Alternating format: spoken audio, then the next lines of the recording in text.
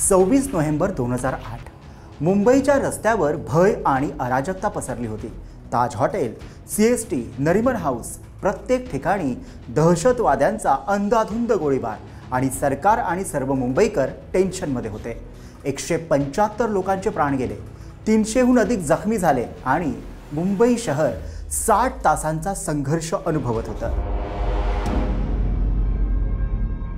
लोक विचार करत होते, भारत लगेच प्रत्युत्तर देईल का, पाकिस्तानला शिक्षा मिळेल का? पण आश्चर्य म्हणजे तत्कालीन मनमोहन सिंग सरकारने थेट कारवाई केली नाही। आणि हे आम्ही सांगत नाही, मनमोहन सिंग यांच्या मंत्रिमंडळातील तत्कालीन गृहमंत्री सांगतायत। I did discuss it with the Prime Minister and other people who matter, largely influenced by the MEA and the IFS, that we should not physically react to the situation, but we should employ diplomatic means.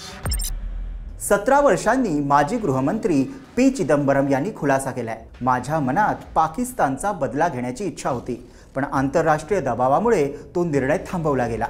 Chidambaram यांच्या नव्या खुलाशाने वादाला तोंड फुटलंय। आपल्याच नेत्याच्या दबावामुळे काँग्रेस पक्ष अडचणीत आलाय।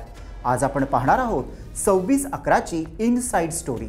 मुंबई हल्ल्यानंतर काय घडलं, अमेरिकेचा दबाव, कसा प्रकरण आणि तहव्वूर राणा प्रत्यार्पण आणि चिदंबरम यांचा नवा खुलासा। नमस्कार, मी विहंग ठाकूर।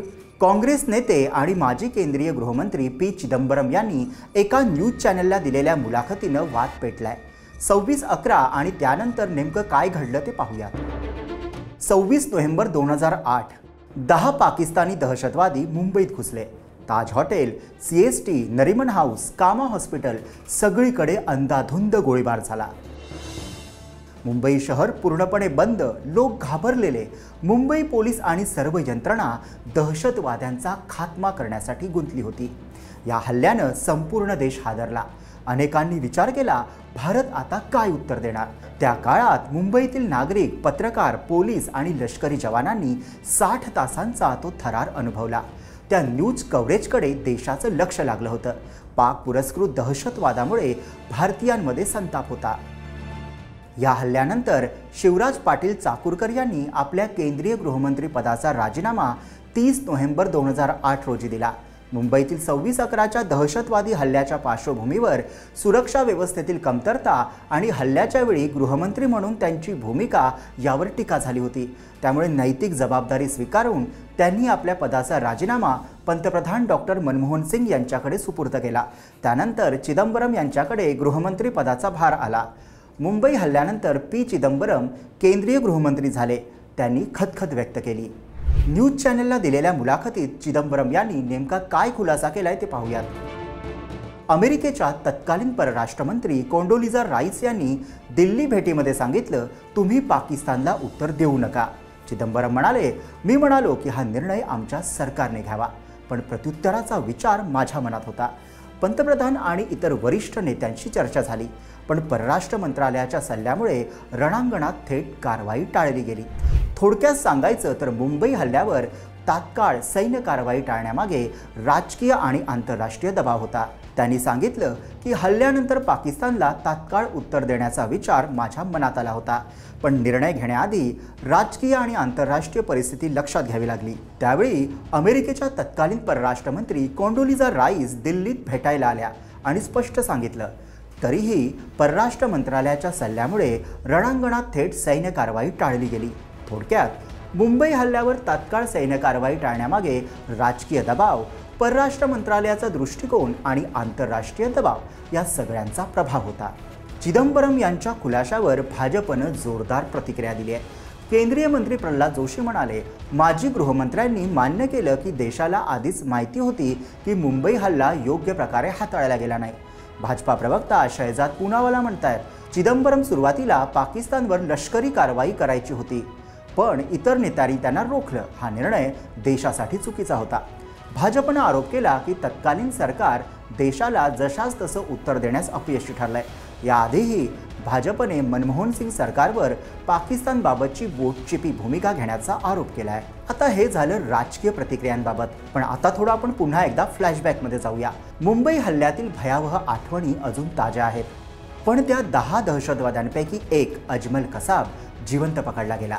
27 नोव्हेंबर 2008 रोजी गिरगाव चौपाटीवरून त्याला अटक झाली। 2009 मध्ये त्यावर 11,000 पानांची चार्जशीट दाखल करण्यात आली।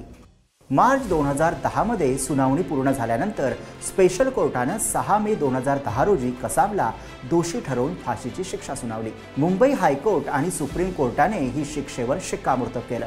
कसाबची फाशी प्रत्यक्षात 21 नोव्हेंबर 2012 रोजी अंमलात आणली गेली होती। या प्रकरणातून स्पष्ट झालं की कितीही भयंकर हल्ला असला तरी न्यायालयीन प्रक्रिया आणि सुरक्षा यंत्रणा देशासाठी किती महत्त्वाची आहे। मुंबई हल्ल्याचा मास्टरमाइंड तहव्वूर राणा या प्रकरणातील अजूनही आरोपी आहे। 2009 मध्ये शिकागोमध्ये FBI त्याला अटक केली। त्याच्यावर आरोप होता की 26/11 आणि कोपनहेगन हल्ल्यासाठी आवश्यक साहित्य पुरवलं। अनेक वर्षांनंतर म्हणजे 2025 मध्ये तहव्वूर राणा याचं भारताकडे प्रत्यर्पण करण्यात आलं। थोडक्यात सांगायचं तर मुंबईतील 26/11च्या हल्ल्यानंतर तत्काळ पाकिस्तानवर कारवाई न करणं हा केवळ निर्णय नव्हता, तर देशाच्या नागरिकांचं मनोबल खच्चीकरण करणारा होता, असा आरोपही त्यावेळी झाला। पण चिदंबरम यांच्या खुलाशाने ह्या आरोपाला बळ मिळालंय। तर राजकीय दबाव, आंतरराष्ट्रीय परिस्थिती आणि परराष्ट्र मंत्रालयाचा सल्ला असा एकत्रित हा निर्णय होता। थोडक्यात काय तर या घटनेने देशाला एक महत्त्वाची शिकवण मिळाली।